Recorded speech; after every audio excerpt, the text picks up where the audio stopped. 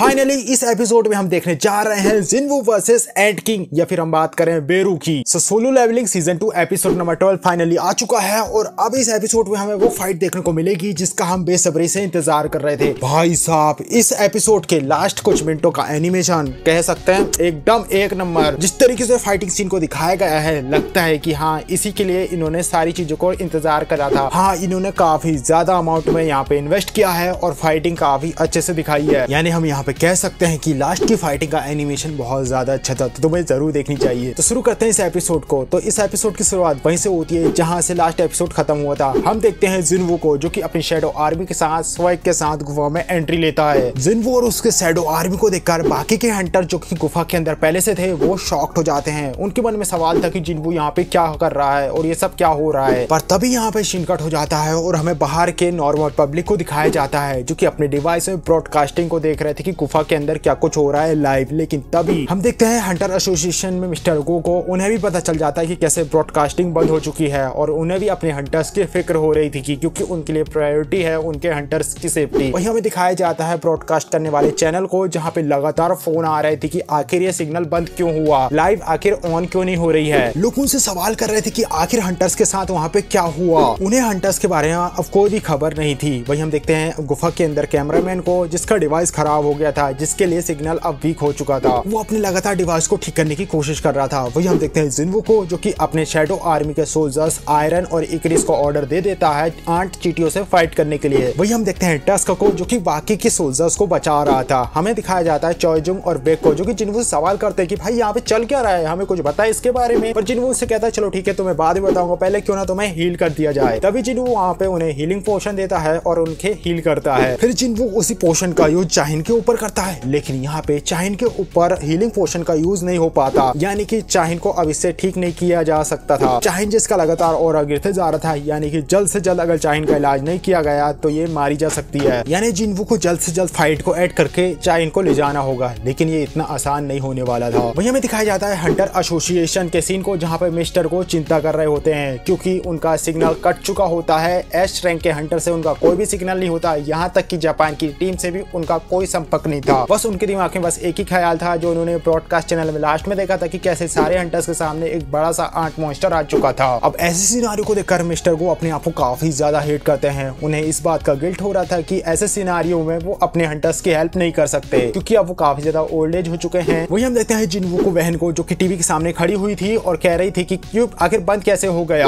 वही हमें दिखाया जाता है जापान से मासूमो को, जो कि अपने जापानीज हंटर से कांटेक्ट करने की कोशिश कर रहा था, जहाँ पे उसे जानकारी मिलती है कि कैसे वो गोतो के बारे में इंफॉर्मेशन लेने की कोशिश कर रहा था। पर उसे पता चलता है कि कैसे गोतो का सर्वाइवल चैनल आना बंद हो चुका है, यानी कि हो सकता है कि वो यहाँ पे मारा गया हो। फिर हमें दिखाया जाता है कि हाँ, ऐसा ही हुआ है और गोतो यहाँ पे मारा जा चुका है। उसके सिर कटने वाला सीन दिखाया जाता है। फिर मासूमो उनसे पूछता है कि बाकी के जापानीज हंटर्स के बारे में, और ये पर्सन बाकी के हंटर्स के बारे में इंफॉर्मेशन लेने के साथ साथ अब गोतो को भी यूजलेस कहने लगता है कि अब वो भी यूजलेस था। मुझे समझ नहीं आता कि ये बंदा है कैसा। यहाँ पे हमें पता चलता है कि कैसे इसकी एक्सपेक्टेशन थी कि यहाँ पे कोरियन हंटर्स की बैंड बज जाएगी और जापानीज हंटर्स सारा क्रेडिट ले जाएंगे, पर यहाँ पे उल्टा हुआ और जापानीज हंटर्स की ही बैंड बज गई। हम देखते हैं गुफा के अंदर जिन्वू को, जिसके शैडो आर्मी के सोल्जर्स इकेरिस टैक्स सारे के सारे फाइट कर रहे थे। लेकिन जिन्वू नोटिस करता है कि उसे अपने कॉम्बैट पावर बढ़ाने की जरूरत है, पर उसे यहाँ पर एक प्रॉब्लम थी कि सबके सामने वो अपनी पावर का यूज नहीं कर सकता था। अब जिन्वू पलटकर बाकी के हंटर्स को कहता है कि चलो ठीक है, हम रास्ता बनाते हुए आगे चलते हैं। टस्क सारी की सारी चींटियों को रोक कर रखेगा और अगर कोई बचकर आएगी तो तुम उनसे फाइट करके उसे मार देना, और अब जो तुम देखने जा रहे हो ये किसी को भी मत बताना। हमें दिखाया जाता है जिन्वू, जिसकी अपनी आंख की पावर का यूज करता है और वर्ड बोलता है अराइज। और गाइज यहाँ पे इसी सीन को यहीं पे कट कर दिया जाता है, लेकिन हमें मांगा में हमने पता है कि कैसे अराइज वाले सीन को दिखाया जाता है और जहाँ पे आंट मॉन्स्टर अब जिन्वू की शैडो आर्मी में ऐड हो जाते हैं। जिन्वू की कॉम्बैट पावर अब बढ़ चुकी थी, उसकी आर्मी में वो चींटी शामिल हो चुकी थी जिसे उसने मारा था। तभी जिन्वू को एक खतरनाक सा ऑरा फील होता है और सामने से आ रहा था एंट किंग। बेक को यहाँ पता चलता है क्योंकि ये एंट किंग यहाँ पे वापस आ रहा है, यानी गोतो मारा जा चुका होगा। एंट किंग जो कि धीरे धीरे चलते हुए आ रहा था,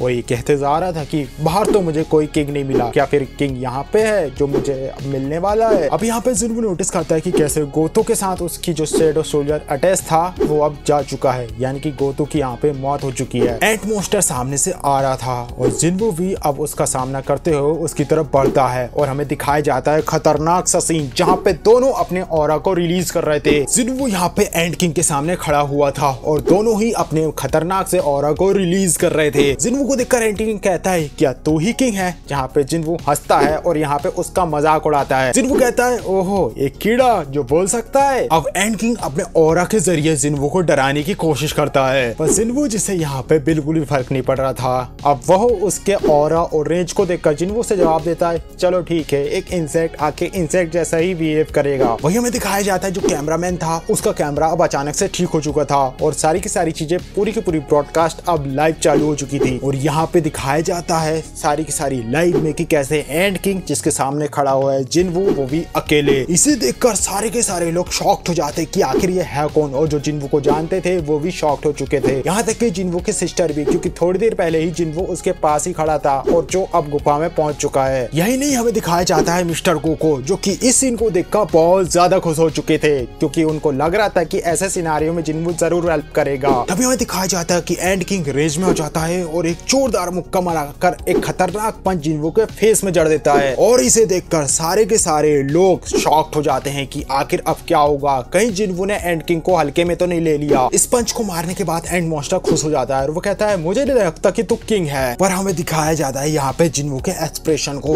उसका एक्सप्रेशन ऐसा था जैसे कि उसे रत्ती भर भी फर्क नहीं पड़ा। यहाँ पे तुम देख सकते हो जिन्वू का एटीट्यूड जो कि दिखा रहा है कि उसे बिल्कुल भी फर्क नहीं पड़ा। और फिर हम देखते हैं अब बारी थी जिन्वू की। जिन्वू जो कि एक खतरनाक सा पंच बना के एंड किंग को जड़ देता है, एक पंच जिसके बाद वापस से दूसरा पंच। जिन्वू के एक्शन को देखकर सारे लोग शॉक थे। उन्हें लग रहा था कि क्या सच में ये बंदा एक मिस रैंक का बंदा है, एक ई रैंक का बंदा आखिर इतने बड़े मॉन्स्टर से फाइट कैसे कर सकता है। इस मॉन्स्टर ने एस रैंक के हंटर्स को एकदम गाजर मूली की तरह काट के रख दिया। सारे के सारे लोग अब शॉक्ड हो चुके थे। यही नहीं जो कैमरामैन था वो अपने मन में सोचता है कि मैं एक ए रैंक का हंटर हूँ, लेकिन इसके बाद भी मैं जैसे तैसे कोशिश करके यहाँ पे खड़े रह पा रहा हूँ और ये बंदा एक ई रैंक का बंदा है, मिस कैटेगरी का है, लेकिन ये इस मॉन्स्टर से फाइट कैसे कर सकता है। अपनी इस तरीके से पिटाई को लेते हुए एंड किंग जो अपनी बातों को कंटिन्यू करता है और कहता है मैं पीछे हट रहा हूँ, ये कैसे हो रहा है, आखिर ये कैसे मुमकिन है। भाई जिन्वू जो लगातार एंड किंग के ऊपर एक के बाद एक पंच करते जा रहा था। जिन्वू एक पंच मारता है एंड किंग को और एंड किंग दूर जाकर गिरता है और हम देखते हैं जिन्वू के ऑरा को जो कि अपने पंच को होल्ड कर रहा था और वापस से उसे हिट कर रहा था और अपना ऑरा रिलीज कर रहा था। एंड मॉन्स्टर हैरान हो जाता है कि एक इंसान ऐसे कैसे कर सकता है। और भाई साहब जिस तरीके से यहाँ पे एनिमेट किया गया है तुम्हें भी ये पसंद आएगा। हमें कई सारे पीक मूवमेंट यहाँ पे देखने को मिलते हैं। हमें दिखाया जाता है फाइटिंग के दौरान ही एंड मॉन्स्टर जिन्वू के ऊपर पॉइजन से अटैक कर देता है। इस पॉइजन अटैक के कारण जिन्वू अपनी जगह से हिलना बंद कर देता है और एंड मॉन्स्टर जो काफी ज्यादा खुश होता है और कहता है कि हाँ अब तो मेरे हाथों मारा जाएगा। एंड मॉन्स्टर यहाँ पे जिन्वू के ऊपर अटैक कर देता है और शीन यहाँ पे वापस से कट होता है। हमें दिखाया जाता है मात्सुमोटो को जिसे पता चल चुका था कि उसके आधे से ज्यादा जापानीज हंटर्स यहाँ पे मारे जा चुके हैं।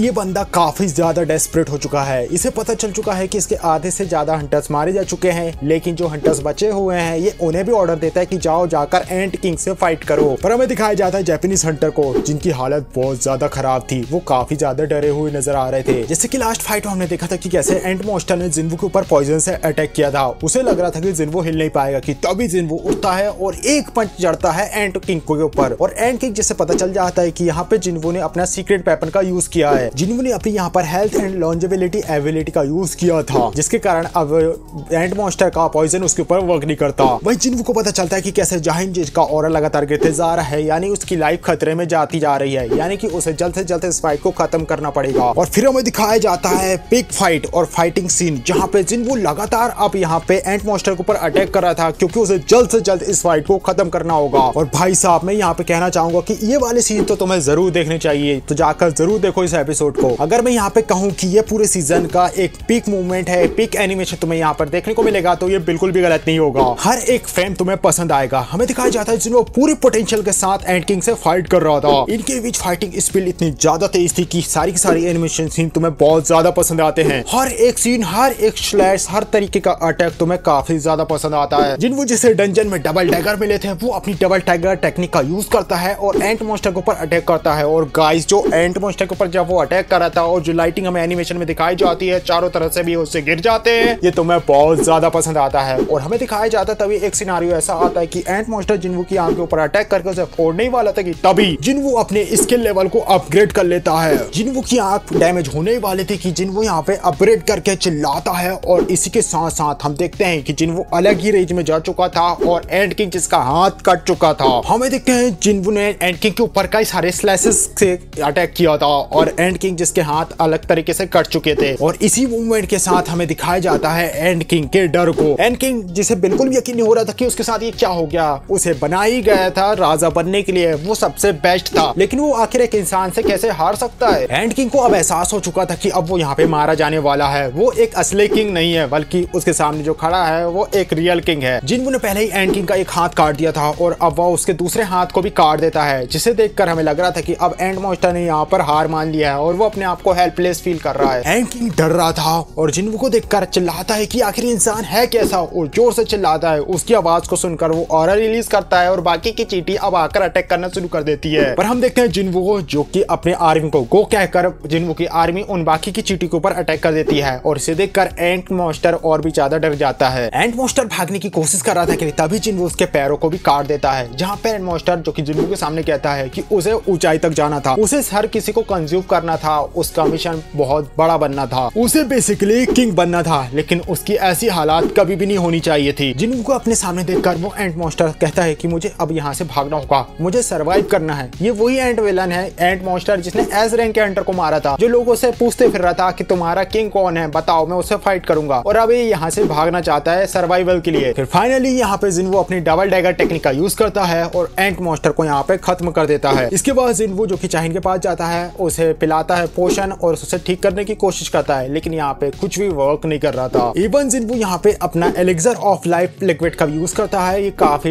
रेयर लिक्विड है और इससे ही उसने अपनी माँ को भी ठीक किया था, लेकिन उसका यूज यहाँ पे चाहिन के ऊपर भी नहीं हो रहा था, चाहिन भी उससे ठीक नहीं हो रही थी। अब जिन्वो को यहाँ पे चाहिन की बहुत ज्यादा फिक्र हो रही थी, वो कहता है कि हमें जल्द से जल्द इसे हॉस्पिटल ले जाना होगा। अब इससे पहले कि आगे क्या हुआ हमें कुछ पता चल पाता, यहाँ पे ये इस एपिसोड को खत्म कर देते हैं, यानी कि क्लिप एंकर के साथ इस एपिसोड की स्टोरी को यहीं पे कट कर दिया जाता है और आगे की कहानी हमें अगले एपिसोड में देखने को मिलेगी। सो ये था एक एपिसोड जिसका हम काफी दिनों से इंतजार कर रहे थे क्योंकि हमें फाइनली देखनी थी जिन्वो वर्सेस एंड किंग की फाइट। और यहाँ पे अब जो मांगा रीडर है उन्हें पता है कि अब उन्हें यहाँ पे क्या मिलने वाला है, उन्हें मिलने वाला है यहाँ पे बेरू। सो ये एपिसोड तुम्हें कैसा लगा? देखो गाइस, मैं अपना ओपिनियन दूं तो मुझे फाइट बहुत ज्यादा पसंद आई, और तुम्हारा क्या ओपिनियन है, तुम्हारी क्या एक्सपेक्टेशन थी, वो सब फुलफिल हो पाई? तुम्हारी क्या सोचना है इस एपिसोड को लेकर? कमेंट बॉक्स में अपना ओपिनियन जरूर शेयर करना। वीडियो को लाइक, चैनल को सब्सक्राइब करना। मिलते हैं नेक्स्ट वीडियो में, तब तक के लिए बाय।